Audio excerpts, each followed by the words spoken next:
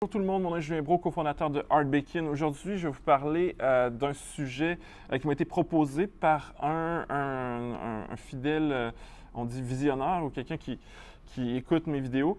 Son nom c'est Hugo Bergeon, puis il me dit qu'il aimerait ça m'entendre parler sur les fonds indiciels comme ZSP, donc le fonds BMO S&P 500.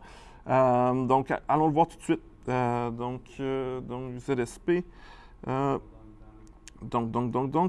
Ensuite, dans notre échange, il m'a réécrit tout de suite un courriel. Il m'a dit en fait, je ne parle pas de fonds indiciels, je parle de FNB. Je ne sais pas s'il a utilisé ces termes-là précis, mais il voulait être plus précis en disant je parle vraiment de fonds négociés en bourse.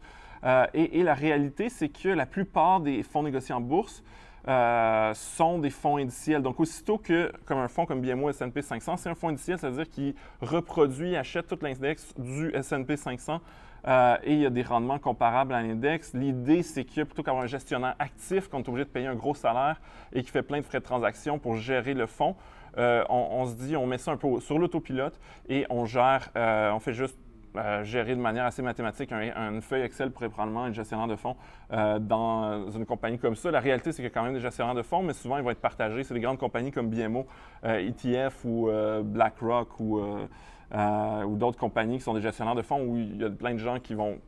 Il y a des gestionnaires qui vont gérer plusieurs fonds parce qu'en fait, c'est juste une job assez automatique. Donc, BMO S&P 500, c'est un des fonds indiciels au niveau des FNB les plus anciens ou les plus établis au Canada. Il y a 6 000 milliards d'actifs. 100 millions en milliards? 6 000 millions en actifs sous gestion. Bon, ça, ici, on voit sur la fiche les principales pondérations, les principales actifs de l'entreprise, mais ça représente l'économie américaine. Donc, on parle quand même des plus grosses entreprises aux États-Unis, Apple, Microsoft, sans surprise. Et l'idée, c'est que c'est distribué dans à peu près 500 titres.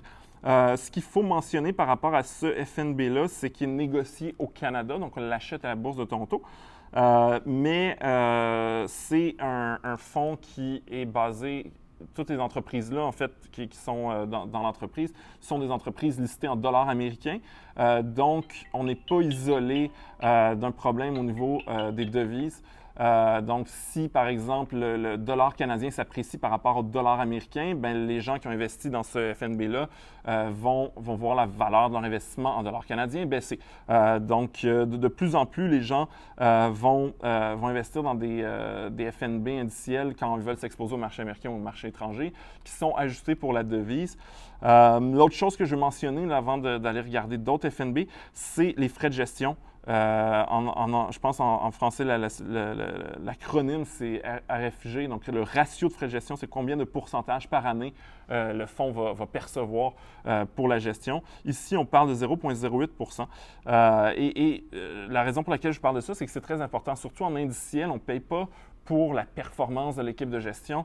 On parle d'une commodité. Donc, il y a d'autres fonds qui font le S&P 500.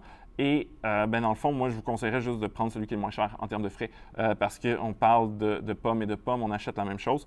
Donc, super important de regarder combien on paye en frais de gestion. Et aussi, une des raisons pour lesquelles il y a des différences, c'est que plus il y a d'actifs sous gestion, plus le fonds est populaire, plus ça ne coûte pas plus cher gérer un fonds indiciel qui a 10 millions d'actifs qu'un fonds indiciel qui a 10 milliards d'actifs. Ça coûte peut-être un petit peu plus cher, mais pratiquement pas. Donc, c'est un peu la chose à regarder. Bon, ce matin, je n'ai pas envie de passer des années. Donc, il existe d'autres FNB de ce type-là négociés sur la Bourse de Toronto, mais je veux vous parler d'une alternative qui est d'acheter directement un FNB aux États-Unis. Justement, il y a beaucoup plus d'actifs sous gestion dans les gros FNB aux États-Unis. Donc, on va payer moins de frais de gestion. Je pense le moins cher ou l'un des moins chers, c'est le iShares Core S&P 500. Celui-là, il n'est pas négocié à la Bourse de Toronto, il est négocié aux États-Unis. Donc, allons le chercher. IVV, boom! Et là, on va regarder ratio de frais de gestion coupé en deux, 0,04 plutôt que 0,08. et on achète plus ou moins la même chose. La seule différence, c'est que celui-là, si vous achetez ça à partir d'un fonds, d'un compte de courtage en dollars, avec des dollars canadiens, il va y avoir un frais de conversion.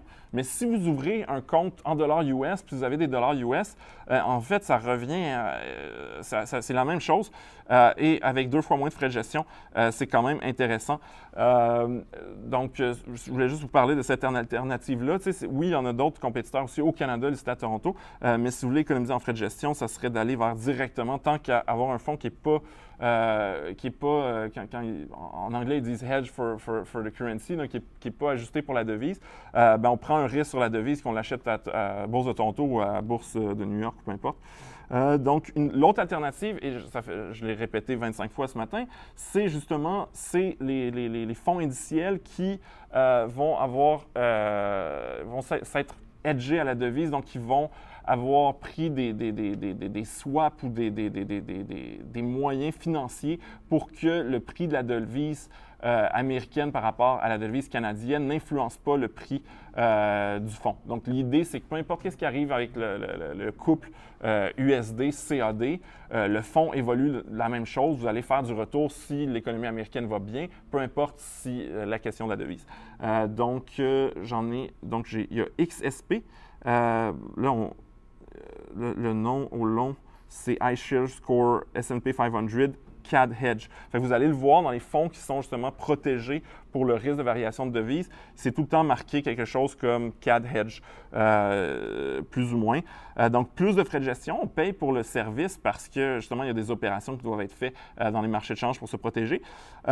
Mais surtout à court terme, là, il y a quand même moins de risques. Et on s'expose au même marché américain. Je dirais qu'à très long terme, le risque de devise est moins grand. Donc, il y a des gens qui vont dire je préfère ne pas payer justement pour avoir des fonds qui sont hedgés pour justement parce qu'à long terme, c'est moins important comme risque. Et je vais aller voir un concurrent en fait qui fait exactement la même chose au niveau de BMO. Rappelons-le que c'est 0,1. Est-ce que BMO est moins cher? Et à ce niveau-là, si on parle de 2 fonds S&P 500 qui sont hedgés, c'est la même chose. Donc, dans ce cas-là, il y en a un qui est iShares à 0,1, un autre à 0,08. Je veux dire, c'est pas une recommandation d'achat ou rien, mais si je voulais acheter ce produit-là, c'est sûr que j'achèterais celui qui est moins cher dans la mesure où c'est exactement la même chose. Donc voici, j'espère que je vous ai appris quelques trucs intéressants. Et sur ce, je vous invite à passer une super bonne journée et surtout à télécharger RBakin. Puis il y a des gens qui pensent qu'on est juste une application pour acheter des stocks.